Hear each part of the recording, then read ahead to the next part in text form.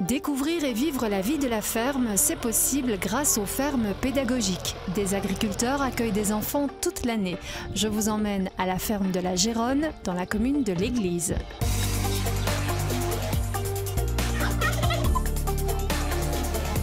On y va. Attention Phil, parce qu'il y a de l'électricité en dessous. Hein.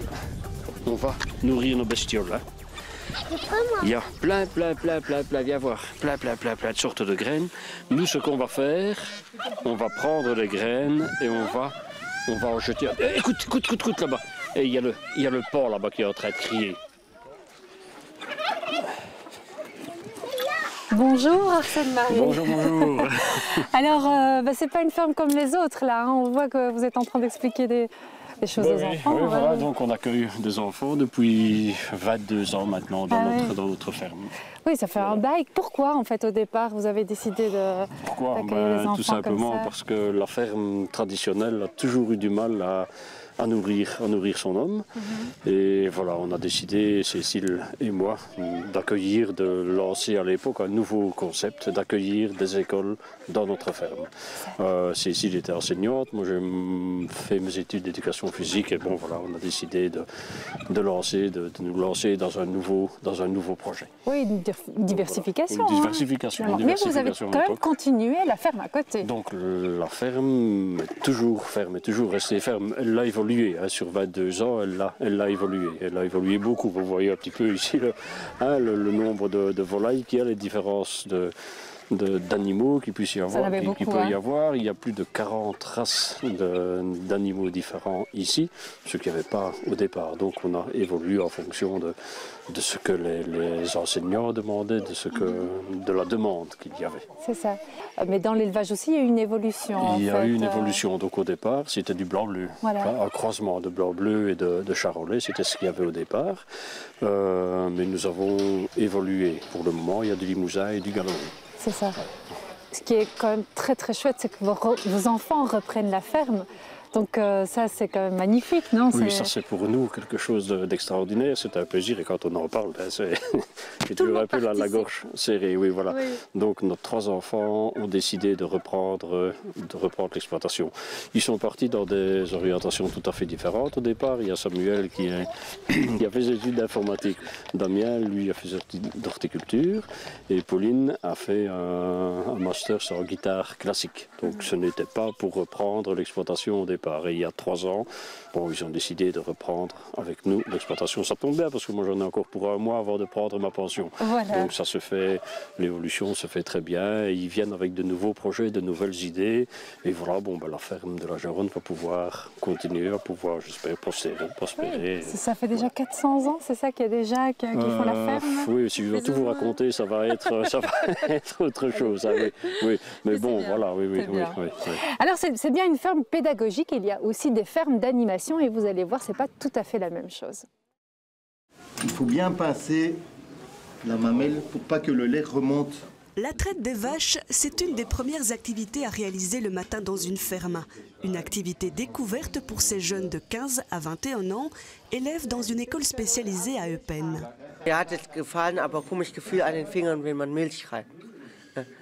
Ça m'a plu, mais c'était un drôle de sentiment dans la main, quoi. Des vaches, il n'y en a que quelques-unes ici. Un cochon, il n'y en a qu'un seul. Une truie, plus précisément, ribambelle, et c'est l'heure de son repas à l'extérieur. Si une ferme pédagogique est une exploitation agricole toujours active qui s'est diversifiée, une ferme d'animation a d'autres objectifs, d'autres réalités. Ici, nous, la ferme a été créée pour l'accueil. C'est notre métier premier et nos objectifs sont sociaux, sont pédagogiques et culturels à la fois.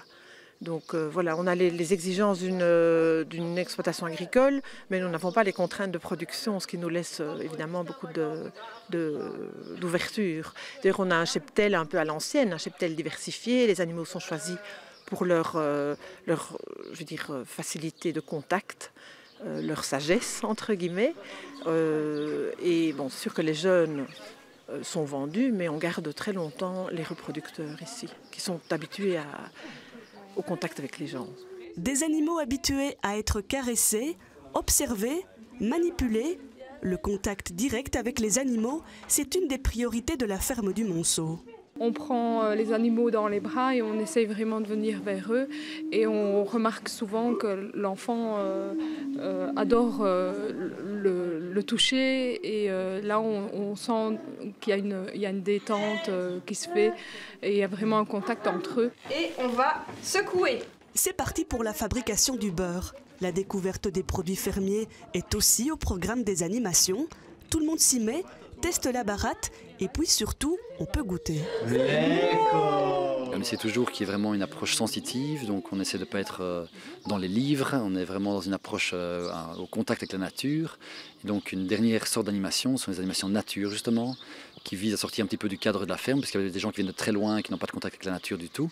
Et donc on essaie aussi de les amener tout simplement dans la réserve naturelle qui est à l'arrière de la ferme, ou alors dans les bois, via une balade en calèche, ou avec une activité nature, avec un guide nature. Depuis sa création il y a plus de 30 ans, l'ASBL s'est spécialisée dans l'accueil de personnes handicapées. Il y a chaque semaine des séances d'hypothérapie, mais la ferme du Monceau propose aussi depuis le début l'hébergement. Jusqu'à 58 personnes peuvent être accueillies aujourd'hui dans des logements adaptés. Les formules sont donc variées et les publics aussi. On reçoit vraiment enfants en situation de handicap ou valides, jeunes, adultes. On a même des personnes âgées qui viennent passer une journée. Qu'est-ce que tu as aimé ce matin? Traire les vaches. Oui, il a traire les vaches, oui. C'est bon. C'est facile? Oui. Das ist einfach, ja? Oui. Tu as goûté le lait? Hast du die Milch probiert? Non. Ah, c'est pas non. C'est pas le lait. Tu magst keine Milch. Non. Le fromage plaira peut-être plus à Yann, ça fait partie de son programme de l'après-midi, car dans cette ferme classée du XVIIe siècle, il y a beaucoup de choses à faire.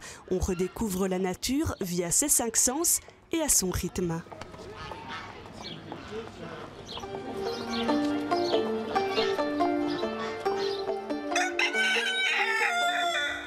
Et le petit pot de graines, on le verse dans la mangeoire. Alors observez bien la forme de votre mangeoire, hein. La mangeoire, c'est le bac en pierre ici. Toutes les mangeoires n'ont pas la même forme. Il y en a des rondes, il y en a des longues. Et on verse les graines. Est-ce que je verse tout au même endroit? Non, hein, j'étale. J'en mets un petit peu partout.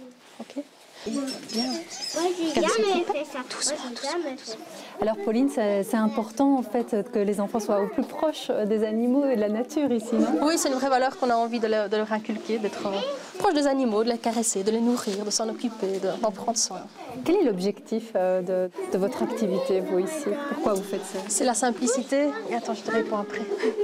La simplicité, qu'ils soient responsables en quelque sorte aussi, parce qu'on leur donne une vraie responsabilité. Ici, tout à l'heure, ils ont nourri les lapins, c'est eux qui ont donné le foin, c'est eux qui ont donné les graines. Voilà, c'est en respect de la nature, de l'environnement aussi. Et puis le cycle de l'agriculture aussi, parce que bon, on élève des lapins, c'est pour les manger, donc peut-être que pour ici, oui, tout à fait. C'est vrai qu'avec les lapins, c'est plus difficile à aborder parce que voilà, il y a une certaine affection, mais voilà, s'ils posent la question, on leur répond sans problème. Mais voilà, on aborde plus facilement le thème avec les vaches ou les cochons. Oui, bien sûr, bien sûr. Ben, merci beaucoup, hein, Pauline. Il y a en fait une quarantaine de fermes pédagogiques en Wallonie. Je vous propose d'en découvrir une tout près de chez vous.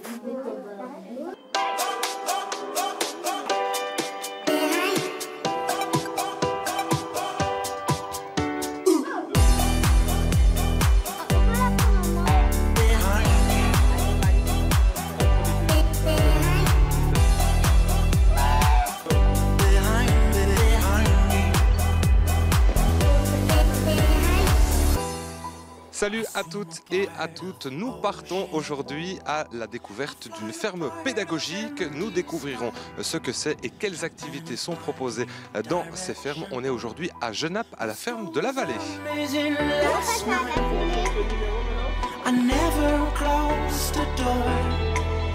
Voilà, on se trouve devant l'enclos des limousines. Alors Françoise Bodard, ici on est dans une ferme pédagogique. Vous avez commencé ça quand et pourquoi ? J'ai commencé l'activité en 1993. Pourquoi? Parce que je voulais apporter une activité de diversification à la ferme de la Vallée.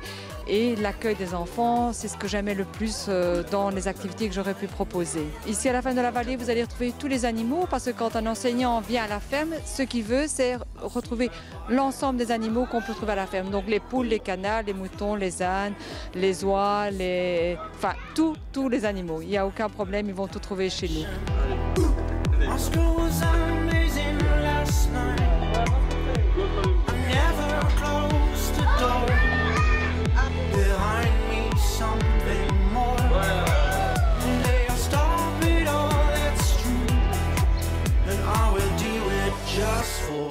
Alors parmi les activités proposées ici à la ferme pédagogique, il y a la chasse au trésor. Je suis avec Pierre-Olivier qui est papa mais aussi instituteur. Alors une ferme pédagogique pour vous, ça a quel intérêt? Alors ça a plein d'intérêts, surtout pour des enfants qui viennent de la ville et qui n'ont pas l'opportunité de venir régulièrement à la campagne découvrir les animaux. Alors en tant qu'enseignant, c'est une mine d'informations extraordinaire pour tous ces enfants où ils peuvent justement découvrir concrètement la vie des animaux, leur donner à manger, découvrir les différentes caractéristiques de chacun. Et c'est du concret pour eux et c'est formidable. Voilà, allez, on poursuit notre visite, direction les animaux.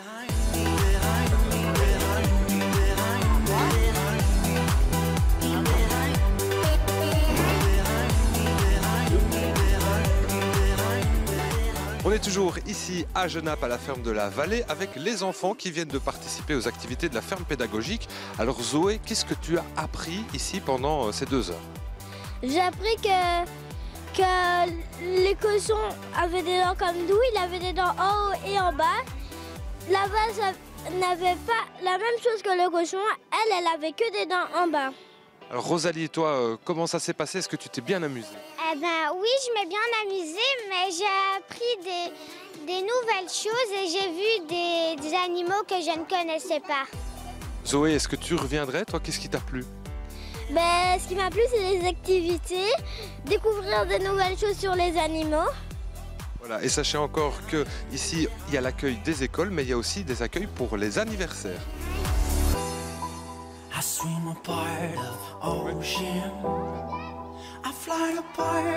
Voilà, c'est la fin de cette séquence consacrée aux fermes pédagogiques. N'hésitez pas à vous rendre dans l'une d'elles. Toutes les infos à ce propos sont à retrouver sur le www.accueilchampêtre.be. On se retrouve très bientôt. Au revoir. Bonjour Damien. Bonjour. Alors, expliquez-nous un petit peu, ici on se trouve dans un endroit magnifique, hein, déjà, c'est très paisible. Et alors on a ces vaches là qui sont de votre élevage. Oui, voilà, ce sont des vaches Galloway ici, donc une partie du troupeau qui sont en train de être ici dans une réserve naturelle qu'on gère ici depuis quelques années. Vous faites que des vaches Galloway? On reste une vraie ferme, une vraie ferme d'élevage, donc on a un troupeau de vaches Galloway et un troupeau de vaches Limousine aussi. Et donc on propose des colis de viande avec les vaches Galloway ici. D'accord. Et ça a bon goût ces vaches? C'est bien meilleur. Oui. Ah, c'est vrai? C'est très bon. Et quoi, c'est une viande qui est bien persillée, qui a vraiment beaucoup de goût. Ah oui. Voilà. Et c'est une viande qu'on attend. On attend vraiment que les taureaux aient un minimum de 3 ans avant qu'ils puissent être mangés, ça donne vraiment beaucoup plus de goût. Finalement, c'est peut-être pas mal cet élevage-là par rapport à la ferme pédagogique, ça demande peut-être un peu moins aussi de surveillance? Ça demande un petit peu moins de surveillance, oui. Mais bon, quand elles sont dans les réserves naturelles comme ceci, c'est pas toujours facile de les retrouver au milieu des sous-bois, donc voilà, il faut des bonnes jumelles parfois. Oui, c'est ça. Mais c'est aussi une volonté d'être dans ces réserves naturelles, de vouloir être proche, encore plus proche de la nature. Ah oui, nous, on a vraiment besoin de ça. Tous les enfants là qui reprennent la ferme. On a vraiment besoin d'être dans la nature et profiter vraiment de... Et voilà. Vouloir venir surveiller nos vaches ici, c'est quand même des terrains plutôt agréables. Et même si on ne les trouve pas, on doit se promener un petit peu plus loin et c'est pas plus mal. Voilà, bien. Merci beaucoup. Tout de suite, c'est le moment de retrouver Antoine et Pablo qui s'intéressent aujourd'hui à un produit de saison, l'asperge. Mesdames, je vais vous raconter et vous vanter les qualités de l'asperge. Bonjour tout le monde, bienvenue à Énuyère. Ce mois-ci, on va s'intéresser à la culture des asperges. L'asperge. Toi, tu sais comment ça marche, les asperges? Pas du tout. Je crois que ça a un pouvoir spécial sur l'homme. Les asperges? Si le terrain est bien préparé, c'est un plaisir de la planter. L'asperge. François, bonjour. Bonjour. Vous allez nous expliquer tout ça, ça marche comment les asperges vertes? Alors c'est un peu particulier, donc c'est une griffe, une racine qu'on plante dans la terre. Donc la griffe va rester une dizaine d'années, donc on peut espérer récolter 8 à 10 ans sans problème. Donc voilà, on la coupe simplement. Et donc voilà, ici on a une super asperge, bien formée, quasi presque droite, bien fermée. Donc ça c'est extra quoi. Elle est verte, pourquoi? Parce qu'elle voit la lumière et la photosynthèse. La blanche, elle pousse carrément dans la terre. Mais on peut aller voir ça tout de suite si vous voulez. L'asperge. Il paraît que ça a des vertus particulières, les asperges. Les anciens disent même que c'est une plante aphrodisiaque. C'est la forme peut-être. Oui, peut-être la forme, exact. Sinon, non, c'est point de vue santé, c'est super bon parce que c'est pauvre en calories, super riche en fibres et en vitamine C. C'est diurétique, on dit aussi. Diurétique, exact, donc ça nettoie vraiment le corps. Donc quand vous allez aux toilettes, vous le sentez. Donc ça a une petite odeur, mais c'est normal. C'est très bon pour la santé, il ne faut pas s'inquiéter. L'asperge. Nous voilà près des asperges blanches. Alors, vous me disiez, c'est différent parce qu'il faut aller les chercher en terre. Donc on a un long couteau ici, ça s'appelle une gouche. Et ce couteau-là va nous permettre d'aller chercher l'asperge en profondeur dans la butte. On va dans la terre et clac, on va aller couper l'asperge et on va la sortir. Et voilà une belle asperge.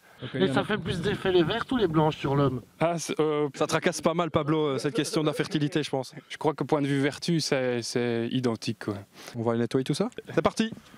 Nous voilà au nettoyage, magie du montage. L'asperge. Au début, on faisait ça à la main, maintenant on se fait aider.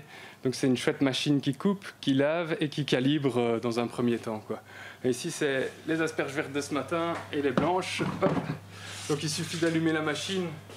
Alors la plupart des gens pensent que l'asperge se fait du côté flamand dans le sable. C'est une erreur, c'est juste que c'est un peu plus pratique parce que le sable se travaille plus rapidement. Et ici on arrive à faire de la très belle asperge, vous voyez. Il faut prendre son temps, il faut vraiment regarder si le sol est prêt à être travaillé. Mais on a une asperge super succulente, on peut même les manger crues. Vous les aimez vous les asperges au moins? Bon. Ah oui, je les adore. Très très bon. Maintenant, Pablo va être plus fertile. Merci de nous avoir accompagnés. On va faire un petit tour du côté du magasin parce que vous avez aussi un magasin. Merci à vous. Au revoir. Merci. Et dans ce magasin, on trouve bien sûr ces fameuses asperges. On vient de les voir au nettoyage. On trouve également toute une série d'autres légumes produits par la ferme du Joli Bois. Une ferme dont je vous invite à aller voir la page Facebook. Vous y trouverez toutes les infos sur le lieu, mais aussi des photos et des recettes, notamment pour préparer les asperges. On vous dit avec Pablo à bientôt pour une autre séquence. Comment ça marche? Est-ce que la farine est douce?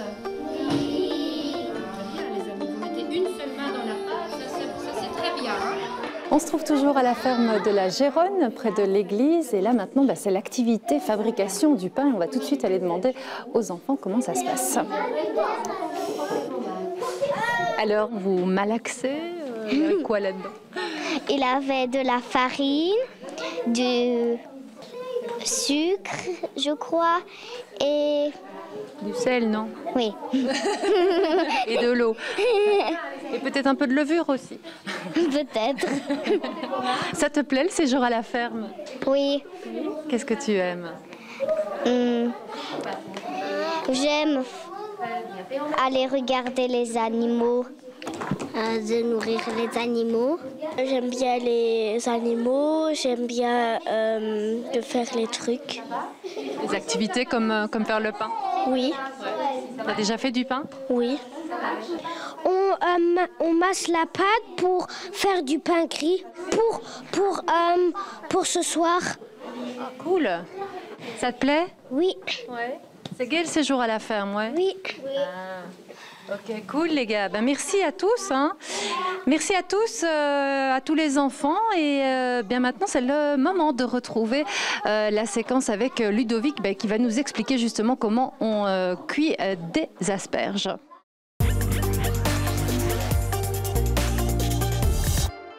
Bonjour, voilà, on est dans une nouvelle séquence de Mangeons Wallons.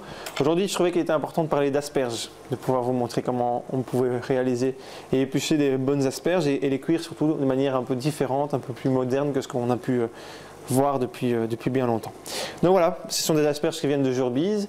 Donc elles ont la particularité d'être dans un terrain un peu plus terreux, un peu moins sablonneux que les asperges néerlandophones. Donc fatalement, elles vont être un petit peu plus tard en termes de récolte, mais aussi avoir un goût un peu différent, un peu plus fort, un peu plus sur le côté vert et végétal. Donc c'est ce qui nous intéresse et donc voilà. Donc ici, on va d'abord commencer par l'éplucher. Pour l'éplucher, c'est très simple. Avec un économe comme ceci, on fait glisser simplement l'économe et on enlève tout doucement la peau. Et là, à chaque fois, on fait une petite rotation avec l'autre main afin de ne rien oublier. Et on vérifie chaque fois qu'on a bien tout épluché. On va aller donc faire le tour complet de l'asperge, fatalement. On vient, on la prend en main. Après, on a un talon qui est dans l'asperge. Donc, c'est une partie qui est un peu plus fibreuse. Et donc, il faut l'enlever, sinon c'est désagréable. On a des petits fils dans la bouche. On vient simplement, on la sectionne, on la casse. Donc voilà, je vous en montre une deuxième comme ça, vous voyez un petit peu ce que ça peut faire à vitesse réelle. N'essayez pas d'aller absolument vite, l'important c'est que ce soit bien fait, sinon les petits fils peuvent rester et c'est vraiment désagréable. Donc on va venir, hop, on recasse une dernière fois. Voilà. La particularité de ma cuisson, c'est que je prends mes asperges d'un coup. Je ne les lis pas parce que sinon ça les abîme. Je trouve que c'est tellement dommage d'abîmer un beau produit comme ça. Mais je vais les plonger par contre dans une eau. Une eau que j'ai fait bouillir au préalable avec des graines de coriandre, un petit peu de sel pour avoir un bouillon aromatisé et salé. La particularité donc c'est d'avoir une eau bien chaude. Là on a plus ou moins 2 fois le volume des asperges en eau. Et c'est justement le bon compromis. On vient, on y met d'un coup les asperges. Donc voilà, on a plongé les asperges donc dans l'eau chaude, bien bouillante. Faire vraiment attention à ça. On a plongé les asperges d'un coup, ce qui permet de faire chuter la température aux alentours de 80 degrés, 75 degrés. Et on va avoir une cuisson qui va être plus longue, plus douce, qui nous permettra d'avoir une cuisson régulière de l'extérieur à l'intérieur de l'asperge. Également, ça va permettre d'avoir un croquant et un goût différent également. Donc voilà pour la cuisson des asperges, on pourra les accommoder comme on le souhaite, à la flamande, à la wallonne, grillées au barbecue ou grillées au grill, comme on le souhaitera. Et donc voilà, tout simplement, c'est comme ça que je vous invite à les cuisiner, vous allez voir et redécouvrir les asperges. Et donc n'hésitez pas à manger wallon. Et à bientôt, au revoir. Alors Arsène-Marie, la promenade en char à banc, c'est un incontournable? Et oui, c'est toujours un plaisir pour les enfants de découvrir la nature, les environs de la ferme et aussi les prairies, les limousines qui sont là un petit peu plus loin. Voilà, Oui, c'est ça. Vous en recevez beaucoup comme ça des enfants par année? Le planning est complet pour les 3 années à venir. Ah oui, donc, à ce point-là, ça marche bien alors. Actuellement, c'est une école d'Eupen qui est là. Il y a une 50aine d'enfants qui sont là pour le reste de la semaine. Mais merci beaucoup Arsène-Marie pour votre accueil. Merci aussi aux enfants d'avoir participé à cette émission. Si vous voulez plus de renseignements sur les fermes pédagogiques, vous pouvez aller sur le site d'accueil champêtre en Wallonie. Le mois prochain, nous parlerons de la fourche à la fourchette. À très bientôt sur Au Champ du Coq. Allez, trottez. Allez, on est parti. Hein. C'est parti.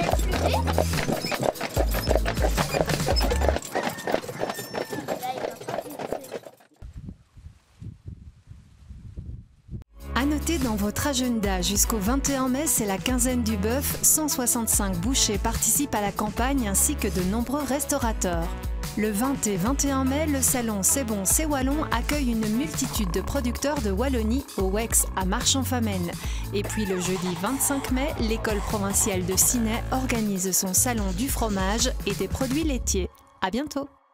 L'émission Table et Terroir remercie ses fidèles partenaires.